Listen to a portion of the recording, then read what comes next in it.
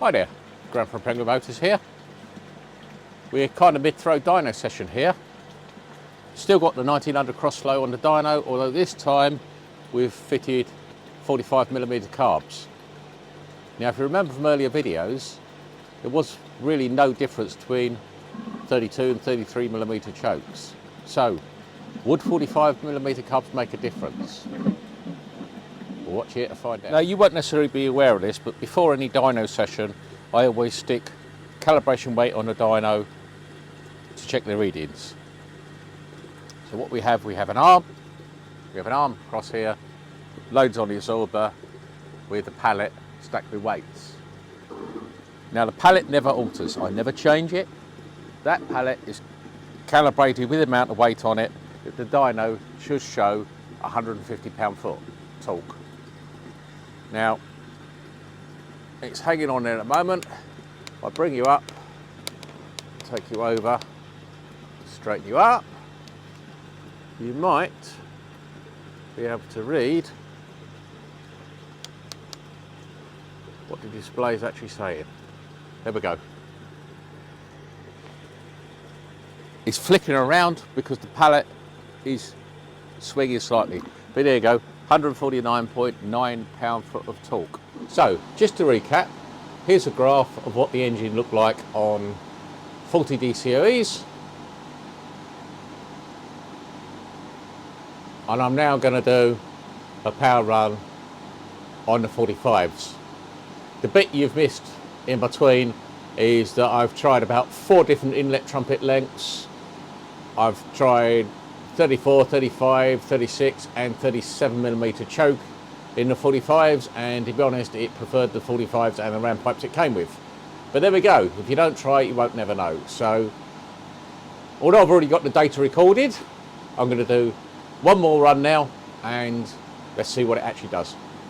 So you ready boys? Should we make a lot of noise?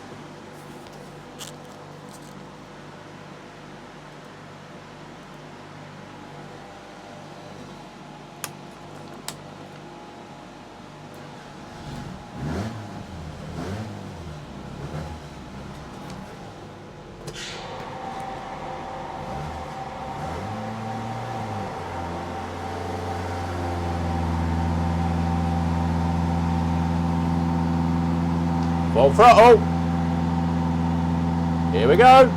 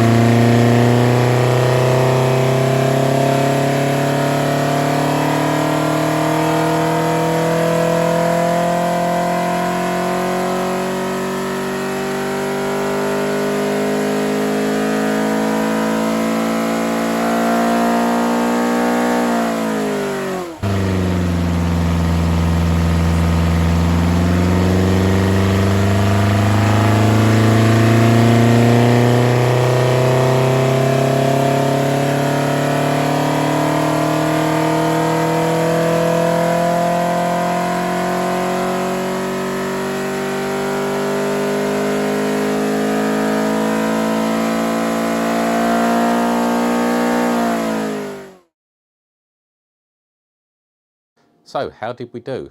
Well, if you're looking at the graph, you can already see we did fairly decently. Tough slog to get there, wasn't easy to jet. It wanted to go lean at around 5,000 RPM, and trying to get the mixture right there without going severely rich below and too rich above wasn't easy. But we got there. I think the final jet setting, or the current jet setting, is 150 mains, F7 tubes, 190 airs, and we're currently on 60 F8 idles, but that might change. I also tried numerous different ram pipe lengths and choke sizes in the 45's. We tried 34s, 35's, the original 36's and 37's. In fact, it was happiest on the 36's, so that's where it is. So what were the numbers? Well, peak power was now 160 brake horsepower, which I will say is easily bettered by many a crossflow. But that's many a crossflow with a 254 or 260, 262 cam, whatever. And they're looking way over 7,000, going on to 8,000 RPM to get that. We've got 160 brake horsepower at 6,300 RPM, so pretty low by crossflow standards. Peak torque, 151.7, so we'll call it 152 pound-foot at about 5,000 RPM, so pretty strong. But did we trash all the low speed and the mid-range to get these numbers? What's the comparison with the 40's? So here we go, change the graph, 3, 2, 1.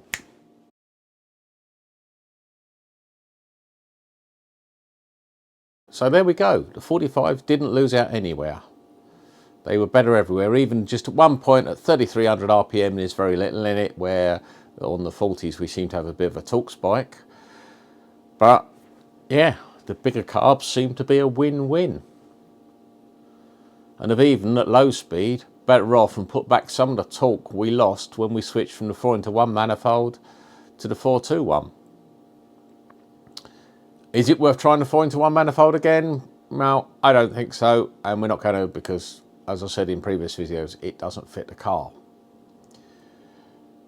Cappy asked about the bore sizes. The 421 has got 35mm primaries, 38mm secondaries and 52 or 2-inch bore main pipe. And I guess a lot of you going, well, it's 160 brake horse, that's probably restrictive. And my answer to that is, I don't think so.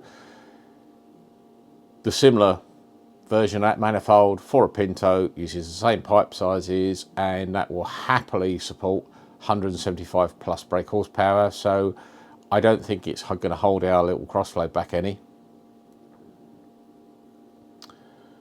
But without testing, we're never going to know. So maybe that's a test for another day. Well, you know what to do, guys. If you like this, you know what to do. Click, share, subscribe, like, ring the bell. It all helps me bring you more content. I'll catch you on the flip side. Take care.